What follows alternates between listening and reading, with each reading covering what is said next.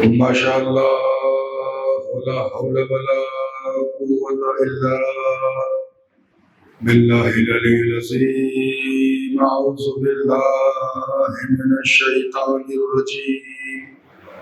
بسم الله الرحمن الرحيم. الحمد لله الذي جعلنا من المتمسكين بولاية أمير المؤمنين علي بن أبي طالب. ثم الصلاة والسلام على رسول الثقلين جد الحسن والحسين محبوب رب المشرقين والمغربين أبي القاسم محمد.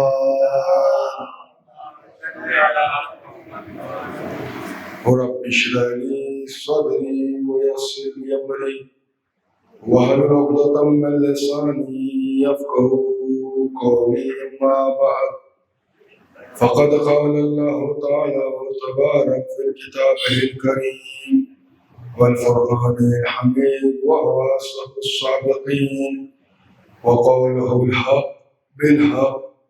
بسم الله الرحمن الرحيم. إن الله اصطفى آدم ونوح وآل إبراهيم وآل عمران على العالمين ذريتهم بعضهم على بعض. صلوات پڑھیں محمد وآل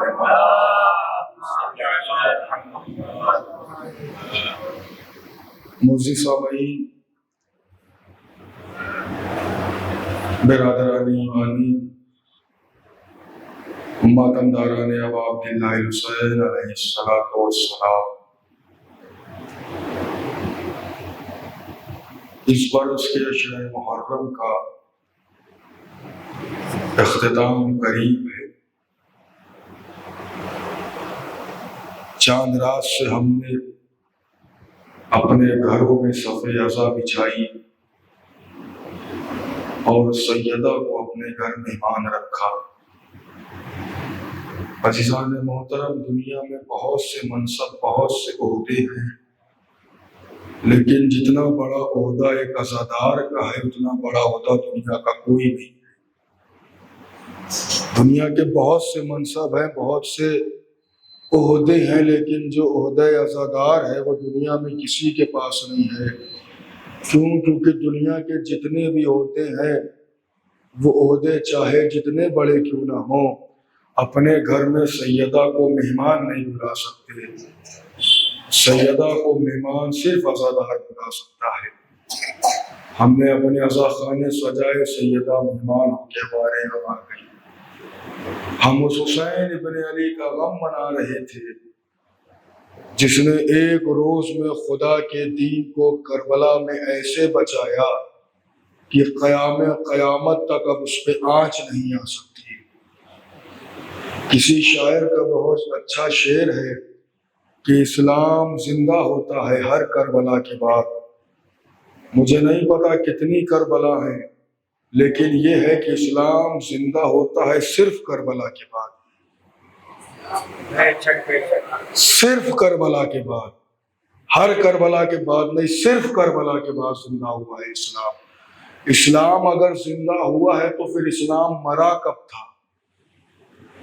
اسلام کو موت کب آئی تھی جو کربلا کے بعد زندہ ہوا؟ اسلام کو موت اس وقت آئی تھی جب ایک انسان نے نماز فجر 2 کی بجائے 4 رکعت پڑھا دی تھی۔ اسلام کو موت اس وقت آئی تھی جب ایک ناحق کسی کا حق لے کے تخت خلافت پہ بیٹھ گیا تھا۔ حسین نے کربلا میں اسلام کو ایسے زندہ رکھا کہ قیامت تک اب کسی میں بھی یہ جرت نہیں ہو سکتی کہ نماز فجر 2 کی بجائے 4 رکعت پڑھا دے۔ صلوات پڑھیں محمد والے محمد کو۔ یہ حسین ابن علی کی ذات ہے۔ کون حسین ابن علی؟ جو انسانیت کو نوازنے پہ آئے تو ایک لمحے میں حر بنا دیتا ہے۔ ایک واقعہ پڑھو، حسین کی ذات کون سی ذات ہے؟ عرب کی گرمی بہت مشہور گرمی ہوتی ہے، عرب کی دھوپ بہت مشہور دھوپ ہوتی ہے۔ ذرا توجہ سے سنیے گا حسین کون ہے۔ کسی زمانے میں گرمی کا عالم بہت تھا اور 40 انہی گرمیوں میں آیا۔ ایک حسین کا عزادار تھا، حسین کا عاشق تھا۔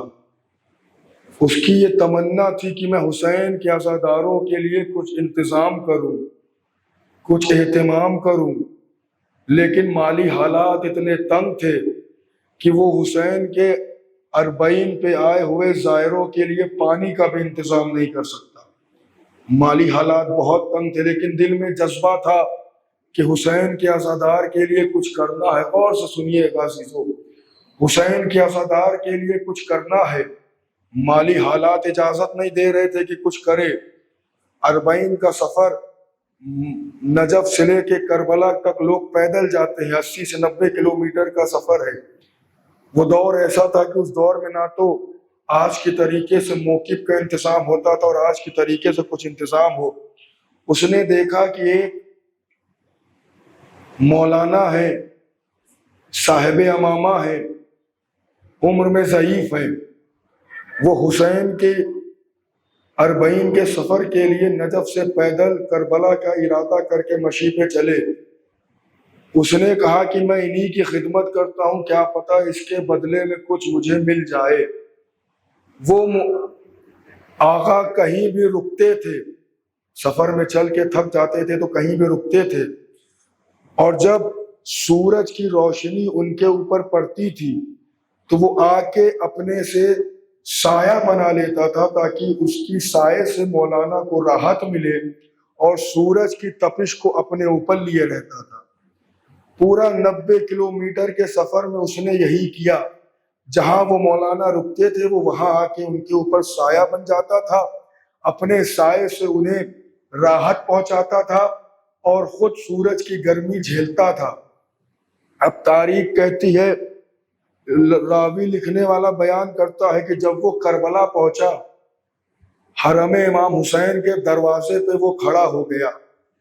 لوگوں نے اندر سے دیکھا کہ کوئی ایسا انسان ہے جس کے لباس سے ایسا معلوم دے رہا ہے کہ اس کا ذہن کام نہیں کر رہا، شاید یہ پاگل ہے۔ لوگوں نے توجہ نہیں دی۔ پھر کیا دیکھا کہ وہ در امام حسین پہ ہی کھڑے ہو کے زری کی طرف اشارہ کر کے کچھ بول رہا ہے۔ لوگوں نے پھر توجہ نہیں دی کہ شاید کچھ بول رہا ہوگا۔ پھر وہ حرم کے اندر آیا، زری کے پاس آ کے کھڑا ہوا۔ اب جب وہ زری کے پاس آیا تو خادمین تھوڑا پریشان کیا، ابھی تک تو باہر تھا، لباس گندا ہے، حالات اچھے نہیں ہیں اس کے، یہ اندر کیسے آ گیا؟ خادمین تھوڑا رکے۔ پھر خادمین نے کیا دیکھا، اس نے زری کے پاس کھڑے ہو کے پھر کچھ کلام کیا اور تھوڑے لمحے بعد اپنا ایک پیر اٹھایا اور زری کی طرف ایسے اشارہ کیا۔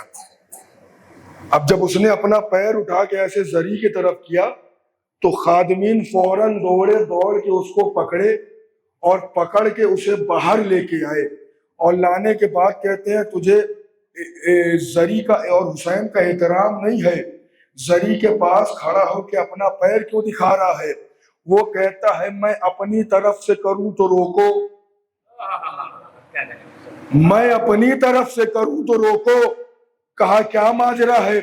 کہا جب میں دروازے حرم پہ آ کے کھڑا ہوا، زری کے اندر سے آواز آئی، اے میرے الزائر کے خدمت کرنے والے تجھ پہ میرا سلام ہو، اے میرے زائر کی خدمت کرنے والے تجھ پہ میرا سلام ہو۔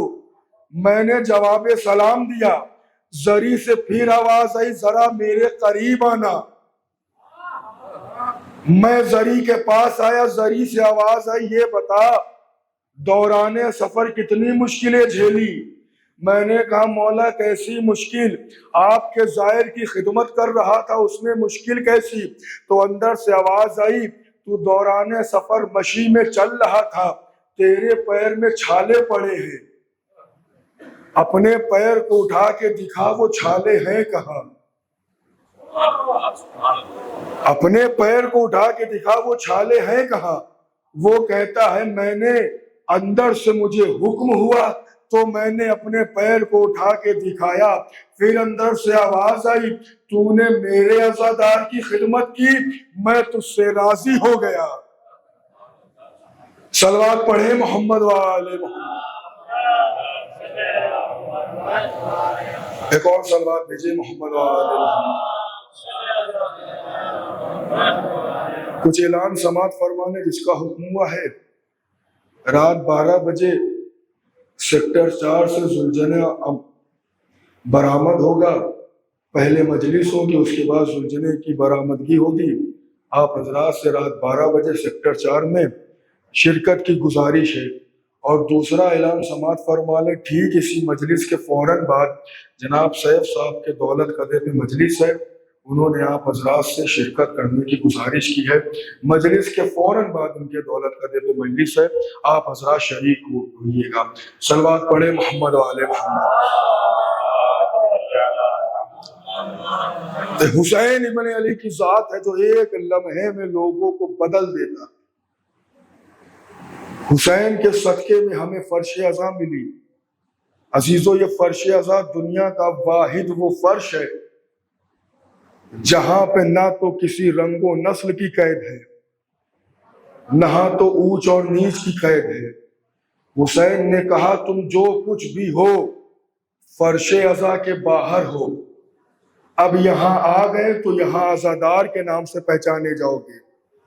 یہ فرش عزا وہ فرش عزا ہے جہاں پہ عالم کے پہلو میں آ کے جاہل بیٹھ جاتا ہے، دولت مند کے پہلو میں آ کے غریب بیٹھ جاتا ہے۔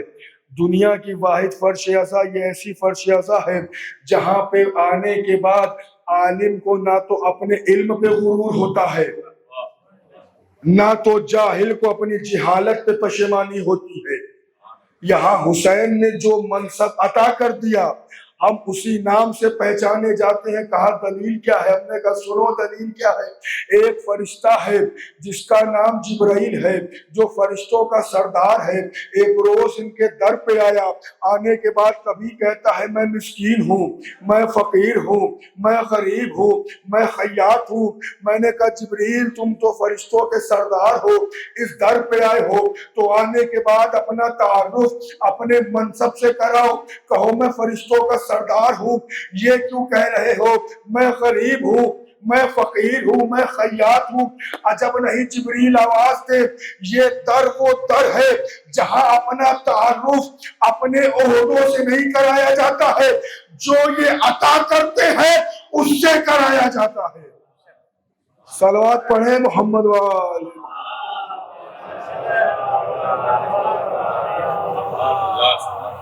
جو یہ عطا کرتے ہیں اس سے اپنا تعارف کرایا جاتا ہے۔ کون؟ حسین ابن علی کی ذات، جس کے لیے نبی متعدد مقامات پہ پہچنواتے ہیں۔ کبھی کہتے ہیں ان الحسین مصباح الہدی، کبھی کہتے ہیں حسین منی و انا من الحسین۔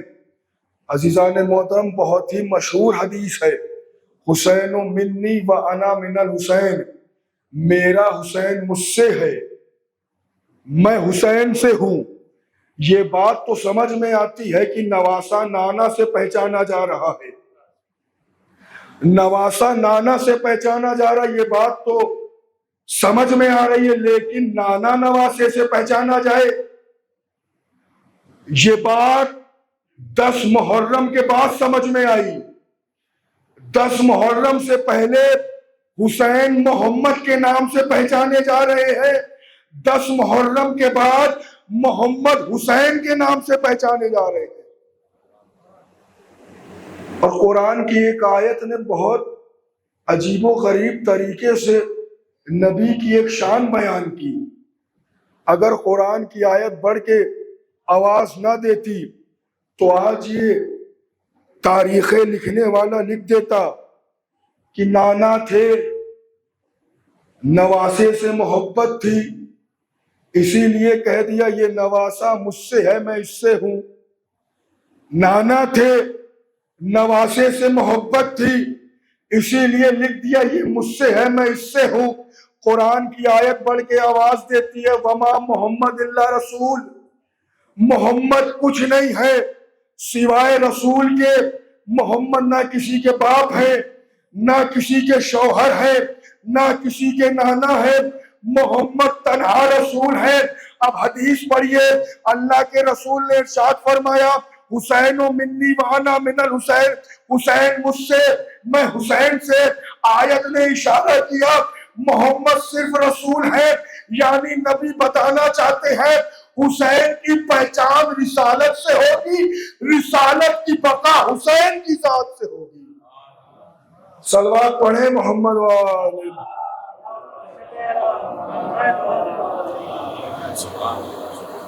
حسین کی پہچان رسالت سے، رسالت کی بقا حسین سے۔ حسین کون ہے؟ بس آخری بات سنتے چلیں۔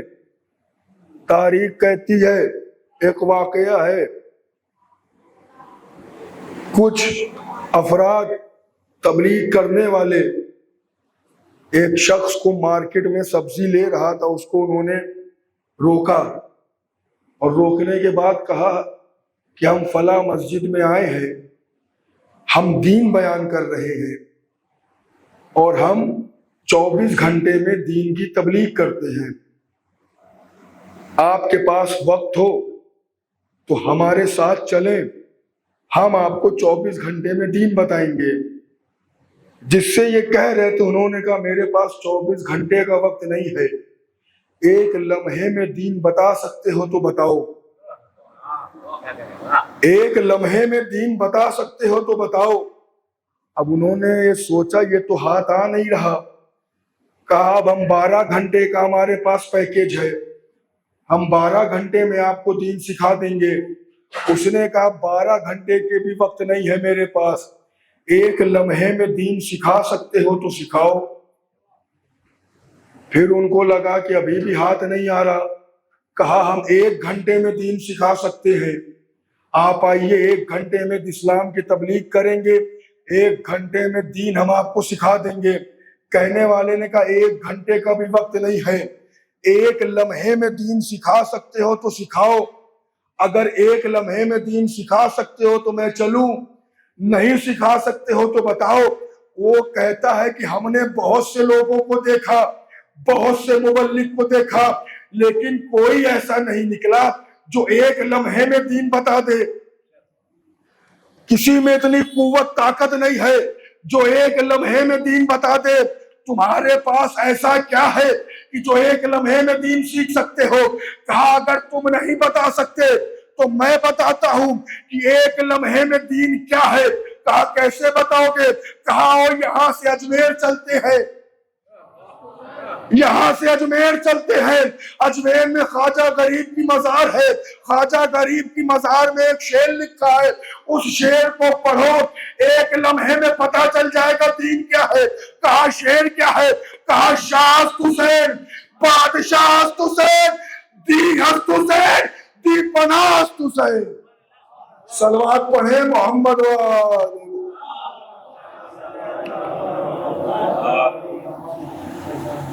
حسین دین ہے، اگر دین کو سمجھنا ہے تو حسین ابن علی کے ذریعے سمجھنا۔ خدا تک پہنچنا ہے تو حسین ابن علی کے ذریعے پہنچنا۔ یوروپ کا ایک بہت بڑا فلاسفر ایک بات لکھتا ہے، کربلا کا اس نے جب واقعہ پڑھا تو وہ ایک بات لکھتا ہے کہ اگر کسی کو اس بات پہ شک ہے کہ خدا ایک ہے، اگر کوئی شک کر رہا ہے کہ خدا ایک ہے تو اس کو چاہیے کہ وہ کربلا کے واقعے کو پڑھے۔ اگر خدا کے ایک ہونے پہ شک ہے، اس کی وجود پہ کوئی انگلی اٹھا رہا ہے تو اس کو چاہیے کہ وہ کربلا کے واقعے کو پڑھے۔ جب کربلا میں حسین کی قربانیوں کا مطالعہ کرے گا تو خدا کی ذات پہ ایسا یقین ہوگا کہ دنیا لاکھ کوشش کرے گی لیکن وہ دس سے مس نہیں ہوگا۔ 1 لمحے میں کربلا پڑھے انسان تو پتہ چلے گا خدا ہے، کربلا پڑھے انسان تو پتہ چلے گا حسین نے اس دین کو بچایا جسے نبی پہ کامل کیا گیا تھا۔ کربلا پڑھے انسان تب پتہ چلے گا آدم کی محنتیں، ابراہیم کی محنتیں جہاں پہ ہاتھ جوڑے کھڑی تھی کہ اب جو کچھ بھی ہیں آپ ہیں، حسین نے سب کی محنتوں کو اپنے حوالے کیا اور ایک لمحے میں کربلا میں سب کی محنتوں کو بچا دیا۔ یہ حسین ابن علی کی ذات ہے۔ عزیزو، ختم کی میں نے مجلس، آ گئی شب عاشور، اجرکم علی الزہرا۔